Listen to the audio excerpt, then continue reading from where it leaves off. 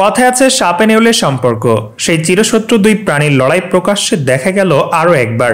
রাস্তার ধারে লড়াই করতে দেখা গেল একটি সাপ এবং একটি নেউলেকে।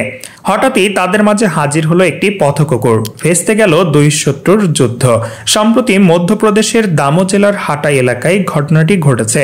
সেই ঘটনার একটি ভিডিও প্রকাশ্যে এসেছে, ভাইরাল হয়েছে ভিডিওটি। ভাইরাল সেই ভিডিও দেখা গিয়েছে ব্যস্ত রাস্তায় একটি ঝোপের ধারে লড়াই বেঁধেছে গোখরে এবং নেউলের। সাপটি রাস্তায় থাকলেও ঝোপের আড়াল থেকে লড়াই চালাচ্ছে নেউলে। ধীরে ধীরে গোখরের উপর আক্রমণ বাড়াতে থাকে সে। হামলা চালিয়ে বারবার ফিরে যেতে থাকে ঝোপের আড়ালে।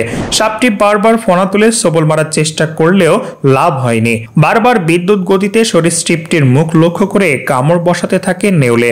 তাদের লড়াই দেখতে ভিড় জমে যায় রাস্তায়, থমকে যায় যান চলাচল। বেশ কিছুক্ষণ দুপক্ষের লড়াই চলার পর হঠাৎ সেখানে উপস্থিত হয় একটি পথকুকুর। তাকে দেখেই সাপটিকে আহত অবস্থায় ফেলে ভয়ে পালিয়ে যায় নেউলে। কুকুরটিও তাদের এড়িয়ে অন্যদিকে চলে যায়।